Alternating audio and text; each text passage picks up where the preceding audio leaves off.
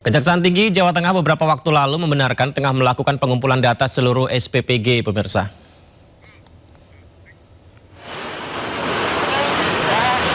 Kejati Jawa Tengah diperintahkan memeriksa seluruh satuan pelayanan pemenuhan gizi Jawa Tengah sesuai dengan arahan dan tugas dari pusat, di mana seluruh SPPG baik Polri, TNI, swasta, seluruh SPPG akan didata dan dihimpun informasi. Alhamdulillah sampai saat ini semua berarti SPPG semua, termasuk yang ditangani polisi.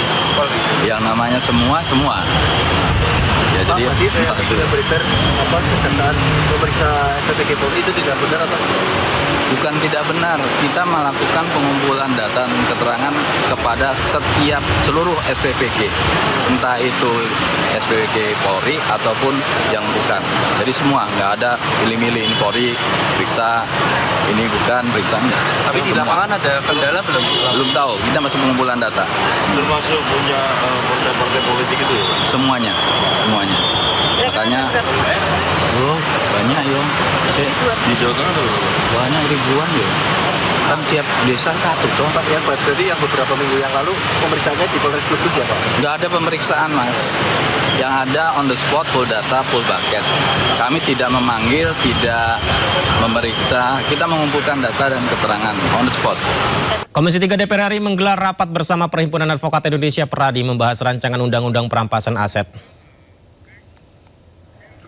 Rapat digelar di ruang Komisi 3 DPR RI di Senayan, Jakarta, dipimpin Ketua Komisi 3 DPR Habibur Rahman. Dalam kesempatan ini Habibur Rahman membantah ada tuduhan yang menyebut DPR menolak RUU perampasan aset. Ia menjelaskan pembahasan RUU perampasan aset masih terus berlangsung dan memang membutuhkan waktu cukup lama karena merupakan undang-undang baru. Ya, besok lusa pun sampai akhir masa sidang ini. Jadi teman-teman nggak benar kalau katanya DPR menolak pembahasan RUU perampasan aset. Ini faktanya ya, kita hadirkan advokat-advokat terbaik ya yang paham sekali soal penegakan hukum di Indonesia untuk memberikan pendapatnya.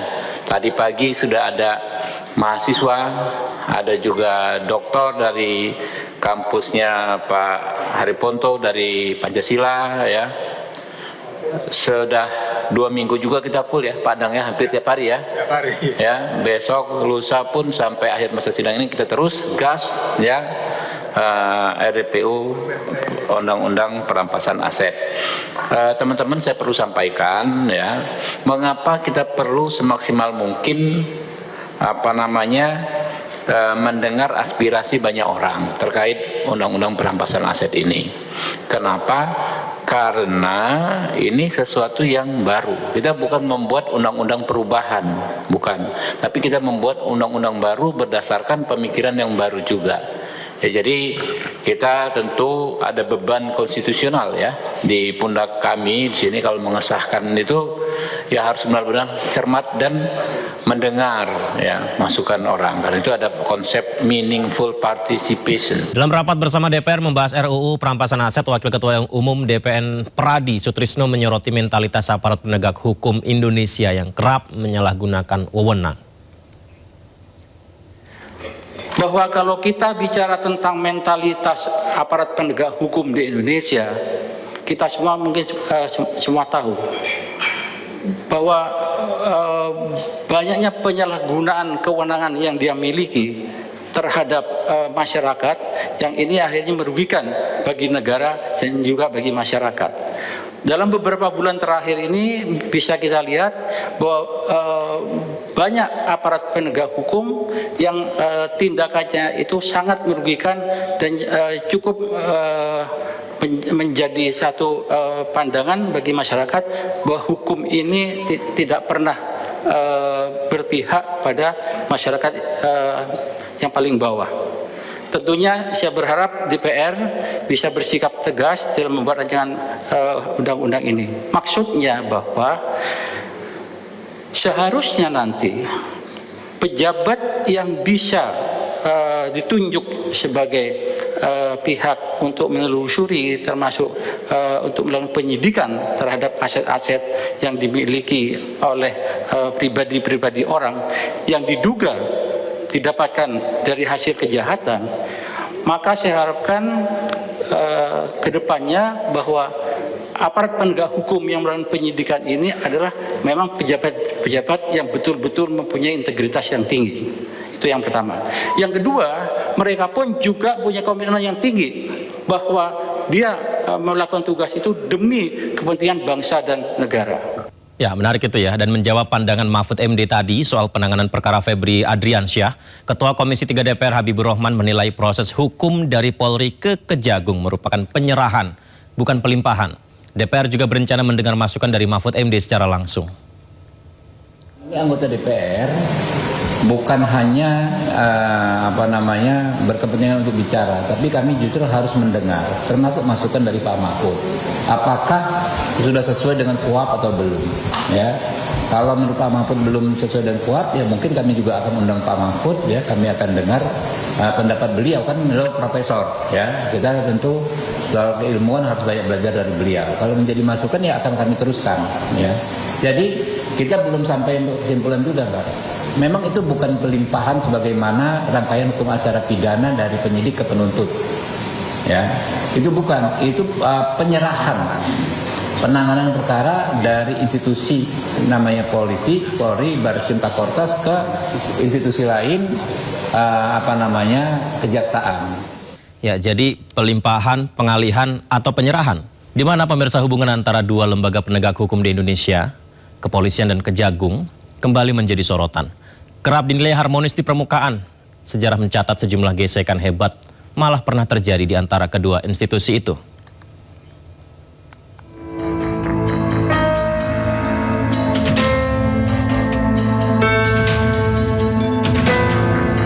Perseteruan Polri dan Kejagung sempat menyita perhatian publik pada April 2013. Saat itu, tim eksekutor Kejaksaan Agung mendatangi kediaman mantan Kepala Barreskrim Polri, Komjen Purnawirawan Susno Duaji di Bandung, Jawa Barat, untuk mengeksekusi putusan ingkrah kasus korupsi.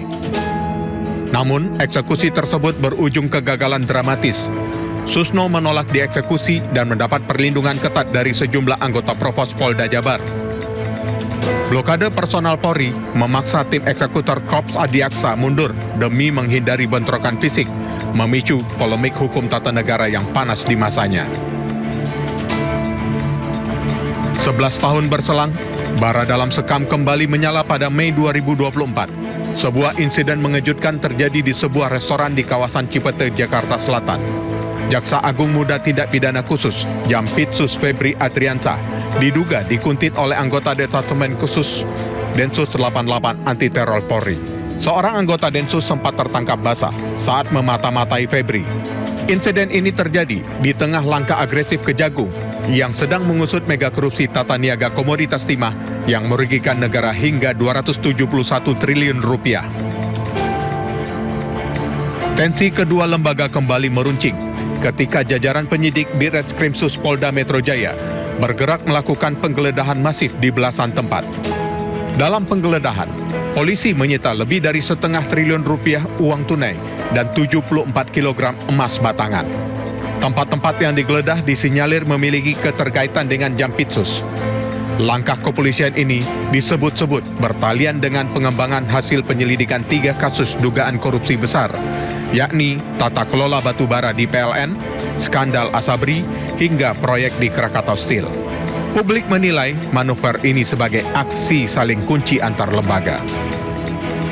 Dan untuk berikutnya pemirsa, saya akan ajak Anda untuk melihat ruang tamu khusus.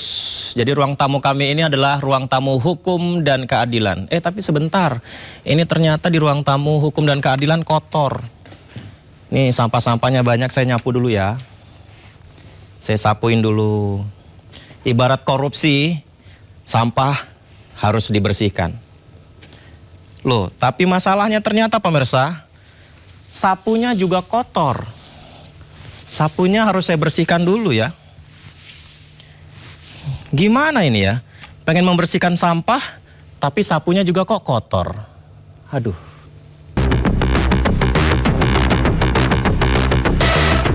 Kasus kejahatan yang merugikan masyarakat sudah seharusnya diatasi oleh penegak hukum. Sudah sewajarnya rakyat mengadu ke penegak hukum. Kejaksaan RI berdasarkan Undang-Undang Nomor 11 Tahun 2021 memiliki tugas di bidang pidana menuntut pelaku kejahatan melaksanakan putusan pengadilan, melakukan penyidikan tindak pidana khusus seperti korupsi. Dan di bidang ketertiban umum, mengamankan kebijakan hukum, meningkatkan kesadaran hukum, serta fungsi tugas lainnya. Salut untuk jaksa yang masih bertugas maksimal.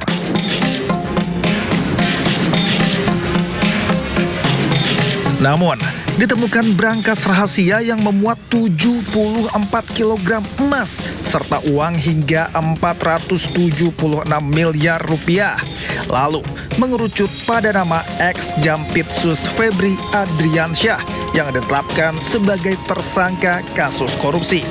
Diduga terlibat TPPU dalam kasus pasokan batu bara PLTU PT Asabri dan Krakatau Steel. Kemudian, institusi polisi berdasarkan Undang-Undang Nomor 2 Tahun 2002, tugas pokok Polri adalah memelihara keamanan dan ketertiban masyarakat, menegakkan hukum serta memberikan perlindungan, pengayoman dan pelayanan kepada masyarakat. Salut untuk sejumlah polisi yang masih bertugas dengan maksimal. Sayangnya, ada oknum yang mencederai nama institusi Polri.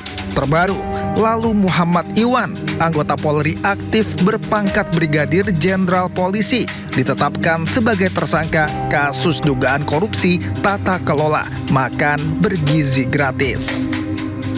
Kami menetapkan satu orang tersangka lagi, yaitu saudara LMI.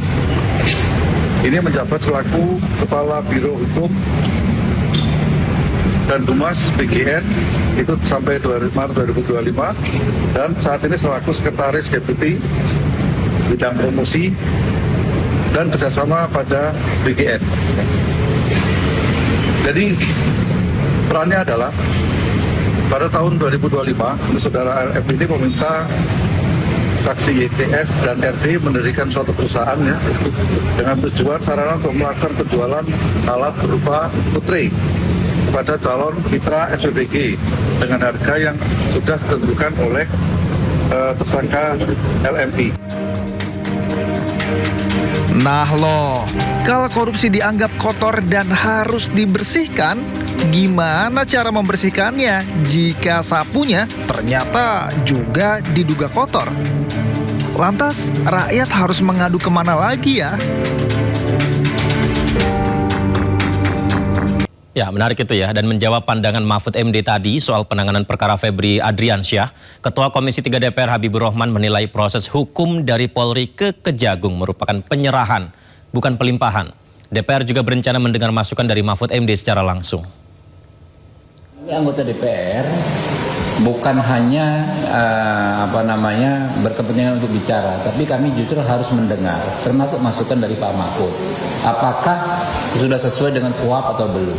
Ya, kalau menurut Pak Mahfud belum sesuai dengan KUHP, ya mungkin kami juga akan undang Pak Mahfud. Ya, kami akan dengar pendapat beliau, kan beliau profesor. Ya, kita tentu soal keilmuan harus banyak belajar dari beliau. Kalau menjadi masukan ya akan kami teruskan.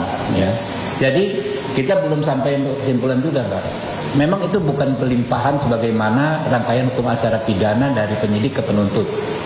Ya, itu bukan, itu penyerahan penanganan perkara dari institusi namanya polisi, Polri, Bareskrim Kortas ke institusi lain kejaksaan. Ya, jadi pelimpahan, pengalihan atau penyerahan para pejabat negara yang masuk dalam Satuan Tugas Penertiban Kawasan Hutan Satgas PKH. Rapat digelar usai Febri Adriansyah yang sebelumnya menjabat Ketua Pelaksana Satgas PKH mundur dari jabatannya sebagai Jampitsus. Ya, rapat digelar tertutup di Kementerian Pertahanan Jakarta Pusat, dihadiri sejumlah pejabat antara lain Panglima TNI Jenderal Agus Subianto, Jaksa Agung ST Burhanuddin, serta Kepala BPKP Muhammad Yusuf Ateh. Sejumlah hal dibahas, diantaranya optimalisasi, sinkronisasi, serta evaluasi pelaksanaan tugas Satgas PKH. Sementara itu Satgas PKH saat ini belum memiliki pengganti ketua pelaksana usai Febri Adriansyah ditetapkan sebagai tersangka korupsi dan TPPU. Jubir Satgas PKH Barita Simanjuntak menegaskan dinamika hukum yang menjerat mantan Jampitsus Kejagung tidak akan mengganggu pelaksanaan tugas maupun pencapaian target Satgas PKH. Prinsip organisasi tidak ditentukan orang perorangan, tetapi sistem tata kelola yang baik. Nah, jadi dengan itu kita memiliki mekanisme hukum. Ya, persoalan penegakan hukum adalah wilayah tersendiri yang dikerjakan, dikoordinasikan dengan baik dan prudent oleh Satgas. Makanya dalam melakukan 3 fungsi Satgas tadi, baik misalnya dengan Perpres juga penguasaan kawasan hutan, lalu pendakian denda administratif, dan pemulihan aset di kawasan hutan, itu sudah berjalan selama ini dan lancar. Masalah penegakan hukum itu adalah ranah dari aparat penegak hukum dan dikoordinasikan dengan baik. Jadi itu tidak terpengaruh sama sekali dalam berbagai dinamika yang ada, karena prinsip hukum kita tidak tergantung pada orang perorangan, ya, tidak tergantung pada pribadi tetapi sistem pengelolaan yang diatur oleh mekanisme ketentuan peraturan. Itu yang kita kerjakan sebagai satu bentuk akuntabilitas organisasi yang dapat kita lihat.